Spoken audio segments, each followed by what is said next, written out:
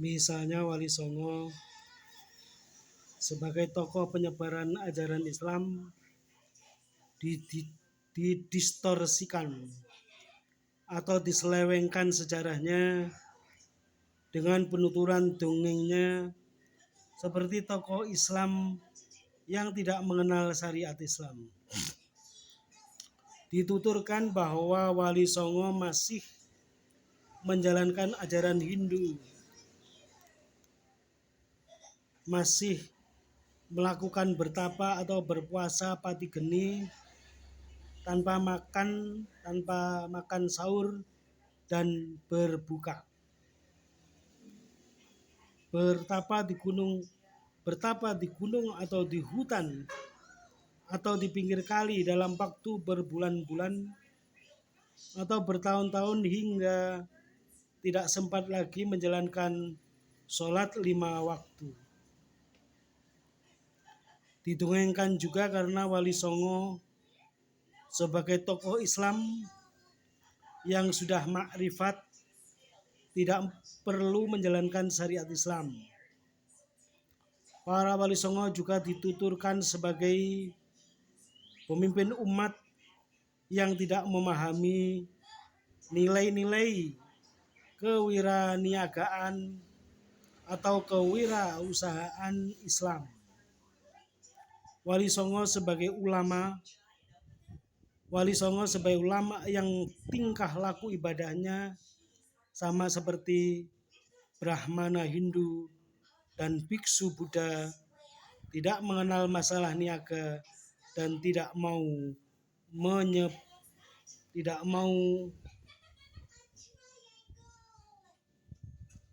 menyeberang lautan.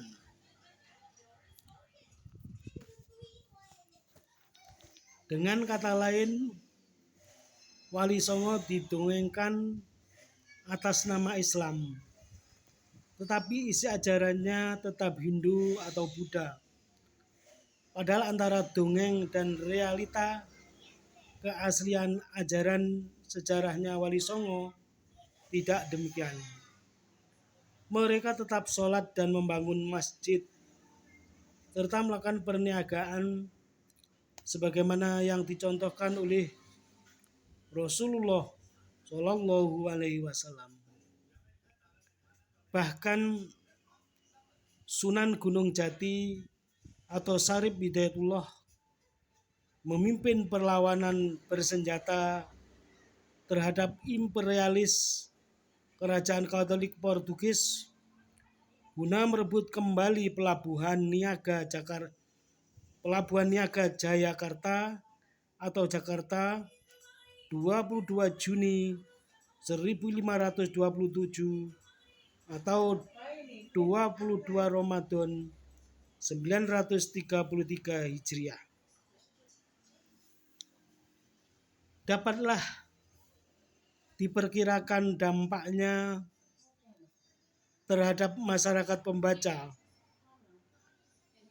penulisan sejarah Wali Songo yang demikian melahirkan aliran kejawen di Jawa Tengah dan Jawa Timur, sedangkan di Jawa Barat aliran Kesunden menolak ajaran syariah Islam yang bersumber Al-Quran dan As-Sunnah, lebih mengutamakan dalam tanda petik ajaran leluhur atau nenek moyang.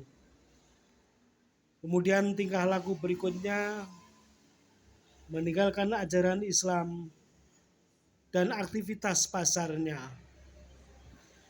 Dampak yang demikian menurut Lucian Webier dalam Scottish as Political System memang menjadi target dari strategi pemerintah kolonial Belanda. Target lain yang diharapkan oleh pemerintah kolonial Belanda, hilangnya kesadaran umat Islam dalam menguasai pasar. Dengan demikian, pemerintah kolonial Belanda melalui penuturan sejarah dibantu oleh orang bayarannya menuliskan sejarah Indonesia yang telah didistorsikan. Banyak ulama yang tidak menyadari bahwa penulisan sejarah dijadikan alat oleh penjajah untuk mengubah wawasan generasi muda Islam Indonesia tentang masa lalu perjuangan bangsa dan negaranya. Bertolak dari pengalaman di Eropa, proses terjadinya perubahan pelaku pasar. Penganut Katolik tidak mau lagi menjadi wirausahawan. Hal ini terjadi akibat gereja melarang orangnya di pasar karena Tuhan lebih menyukai orang-orangnya yang di gereja. Dampak ajaran yang demikian, pasar menjadi kosong dari orang Nasrani. Kemudian pelaku pasarnya digantikan oleh orang Yahudi. Hal ini dapat dibaca dari keterangan Robert L. Heilbronner dalam The Making of Economic Society. Dikutipkan ajaran gereja yang berbunyi, Homo mercator vic aut numquam debris potes. Wirausahawan sangat langka atau tidak pernah disukai oleh Tuhan. Dari ajaran yang demikian ini mengakibatkan pasar ditinggalkan.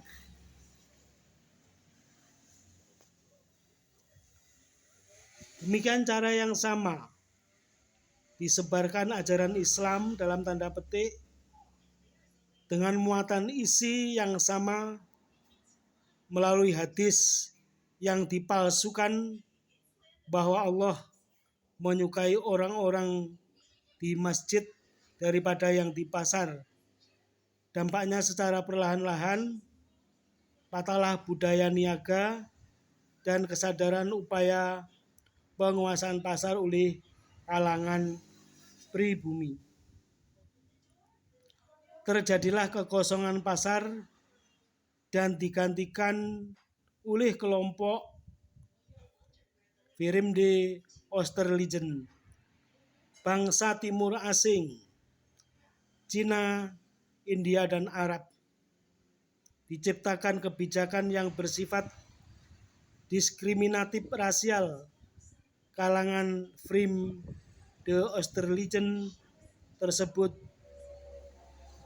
di mata penjajah menjadi warga negara kelas 2 dengan disertai pemberian kewenangan memegang monopoli. Sebaliknya, pribumi Islam menjadi warga negara kelas 3. Pasarnya disita serta kekuasaan ekonominya dipatahkan. Pribumi Islam menjadi sangat terbelakang.